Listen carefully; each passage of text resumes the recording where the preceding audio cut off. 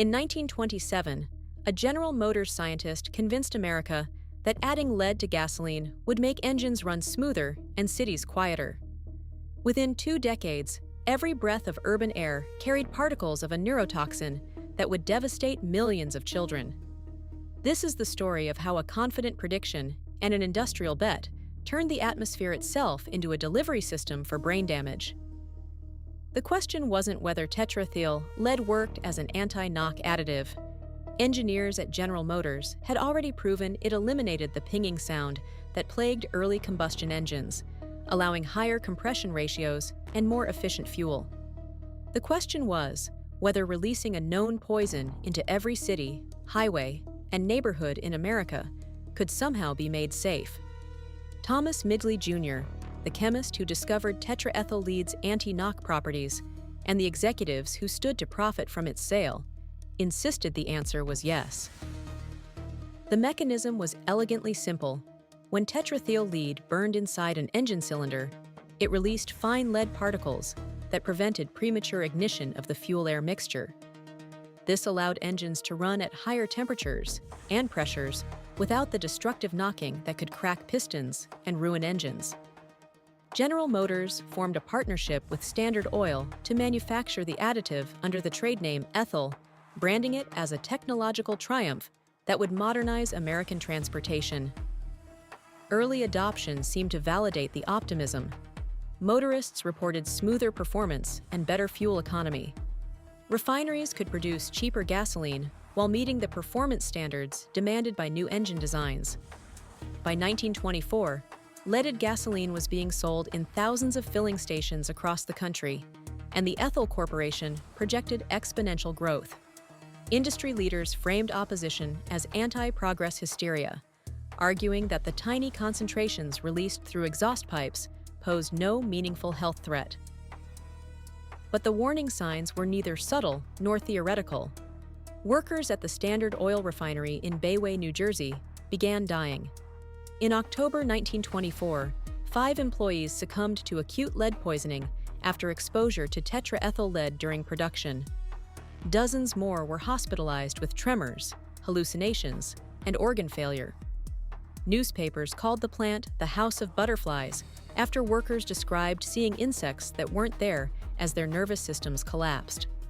Similar outbreaks killed workers at a DuPont facility in Deepwater, New Jersey, the previous year, though those deaths received less press attention. Public health officials in multiple cities called for a moratorium. The deaths of refinery workers demonstrated that tetraethyl lead was acutely toxic at high concentrations, but a more insidious question remained unanswered.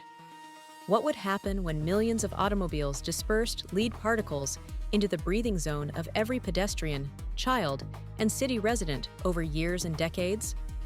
The Surgeon General convened a conference in 1925 to evaluate the evidence, but the study design guaranteed ambiguity.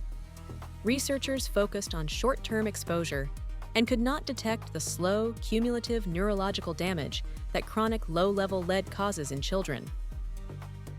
The failure was structural and deliberate. Industry-funded researchers framed the absence of immediate death as proof of safety.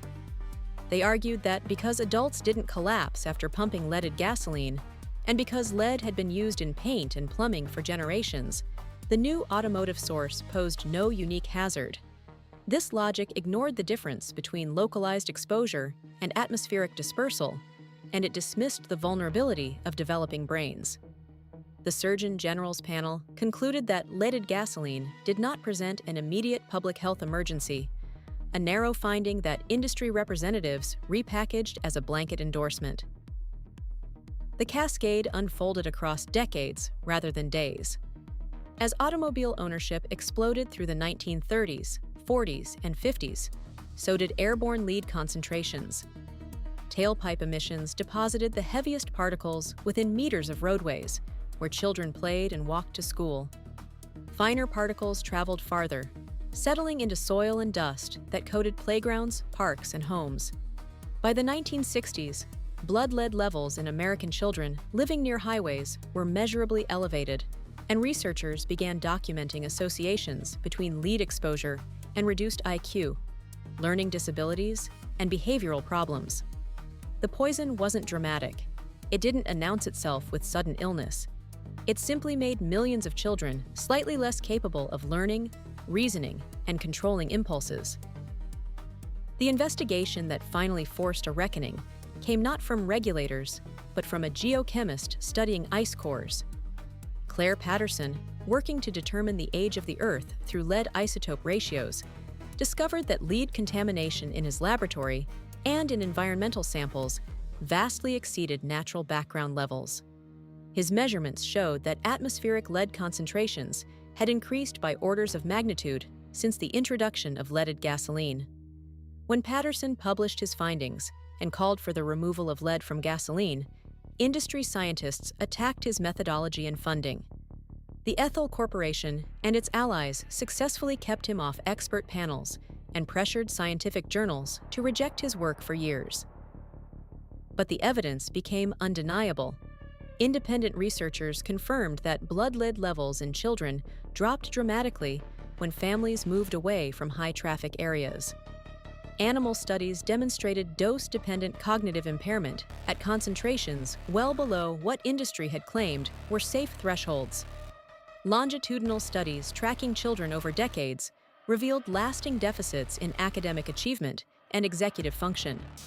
The technical root cause was straightforward. Combustion of leaded gasoline created inhalable particles that crossed from lungs into bloodstream and from bloodstream into brain tissue, where lead interfered with neurotransmitter function and synaptic development. The organizational cause was a regulatory system that treated the absence of immediate catastrophe as permission to continue, and that allowed manufacturers to finance the science used to judge their own products. The Environmental Protection Agency began phasing out leaded gasoline in the 1970s, a process that took 2 decades to complete.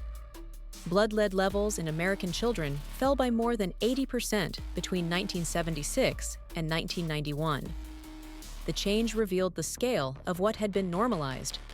Millions of children had grown up with preventable cognitive impairment because a profitable additive was introduced without long-term safety data and defended long after harm was documented. Countries that banned leaded gasoline later saw the same pattern of declining blood lead levels and, in some studies, measurable increases in average IQ and decreases in violent crime rates. What changed was not just a fuel formula, but the burden of proof. The leaded gasoline disaster demonstrated that waiting for unambiguous human harm before restricting a widespread chemical exposure allows irreversible damage to accumulate across entire generations. Modern regulatory frameworks, at least in principle, require manufacturers to demonstrate safety before widespread release, rather than waiting for epidemics to declare themselves. The legacy also reshaped how scientists think about conflicts of interest, after industry funding so effectively delayed the recognition of harm. The story of leaded gasoline is a reminder that scientific confidence is not the same as scientific proof, and that the absence of visible disaster does not mean safety.